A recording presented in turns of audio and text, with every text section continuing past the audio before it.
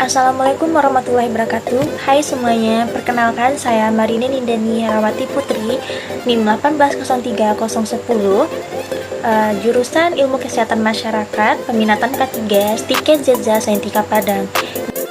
Kinetika adalah bagian dalam ilmu toksikologi yang mempelajari proses kinetika atau pergerakan toksikan di dalam tubuh, meliputi absorpsi, distribusi, metabolisme, dan ekspresi. Baiklah, kita masuk ke materi absorpsi. Apa itu absorpsi? Absorpsi adalah suatu proses transfer toksikan atau kenobiotika melalui atau melewati sistem atau sel organ tubuh hingga ke dalam darah atau sistem sirkulasi limfatik. Nah, tempat utama terjadinya absorpsi adalah saluran pencernaan, paru-paru, dan kulit. Absorpsi melalui saluran pencernaan. Bahan kimia dapat masuk ke saluran pencernaan melalui makanan dan minuman atau berbagai obat serta jenis bahan kimia lainnya. Nah, lambung merupakan tempat penyerapan yang paling signifikan, terutama untuk asam lemak yang bersifat diffusible, non-ionized, dan lipid soluble.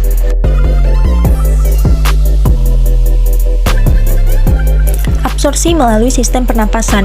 Sistem pernapasan memiliki berbagai struktur mulai dari hidung, faring, bronkus, bronkiolus, hingga alveolus.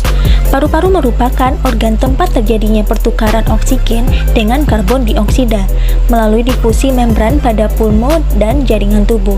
Nah, mekanisme difusi pada respirasi eksternal, difusi oksigen dari udara ke darah terjadi karena tekanan oksigen pada alveoli tinggi dan tekanan oksigen pada kapiler pulmonalis rendah. Difusi karbon dioksida dari darah ke udara terjadi karena tekanan karbon dioksida pada alveoli rendah dan tekanan karbon dioksida pada kapiler pulmonalis tinggi. Absorpsi melalui kulit. Beberapa bahan kimia dapat diserap oleh kulit dalam jumlah yang cukup untuk menghasilkan efek sistematik.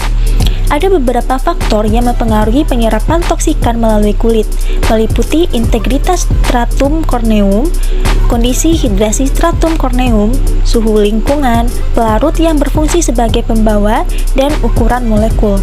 Nah, beberapa zat kimia atau toksikan relatif lebih mudah diserap oleh kulit, contohnya seperti sarin, insektisida, dan benzena. Apa sih distribusi itu? Distribusi adalah proses pergerakan toksikan tersirkulasi dari tempat asal pajanan ke daerah lain di dalam tubuh, baik melalui sistem peredaran darah maupun limfatik.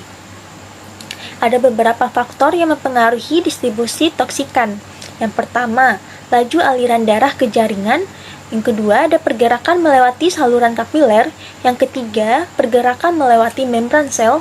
Dan yang keempat, kemampuan jaringan untuk mengikat toksikan. Yang kelima, ada transport aktif jaringan. Yang keenam, kelarutan dan lemak.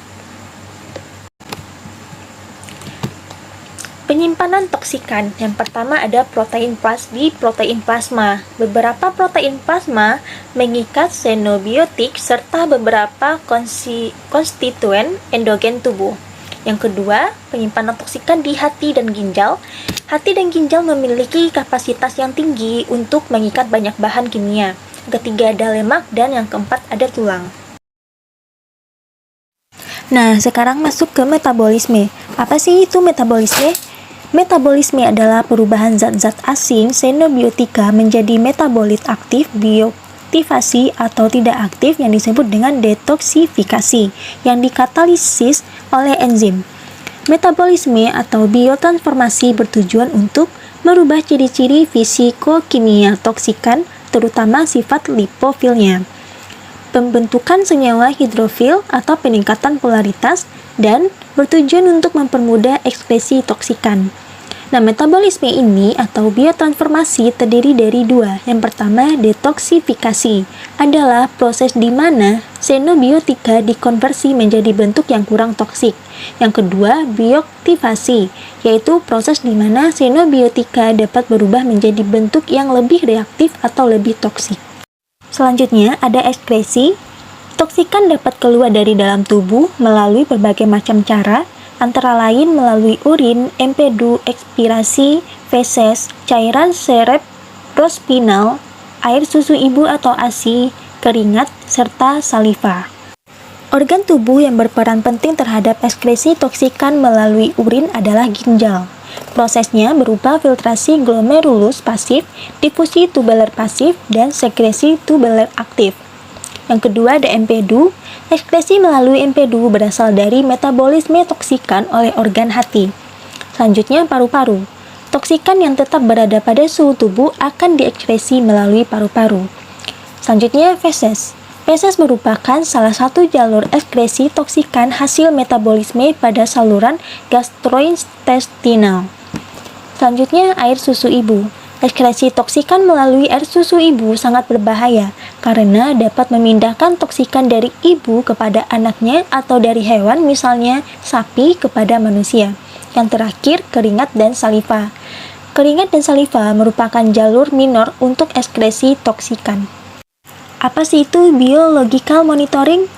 Yaitu pengambilan sampel dari cairan tubuh dan terkadang jaringan tubuh dengan tujuan mengetahui atau memperkirakan dosis internal paparan bahan kimia di tempat kerja pada individu atau untuk menilai kisaran paparan internal dalam populasi tertentu terhadap polutan di lingkungan.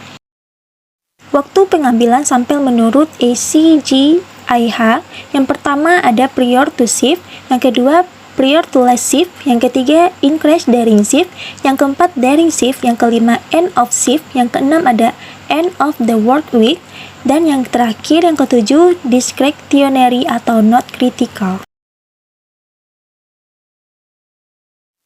Nah guys, itulah pemaparan materi tentang ADME. Jika ada salah kata, mohon dimaklumi.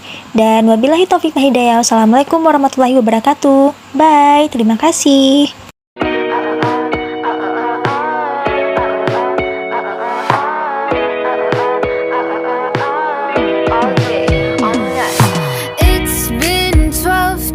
I think I'm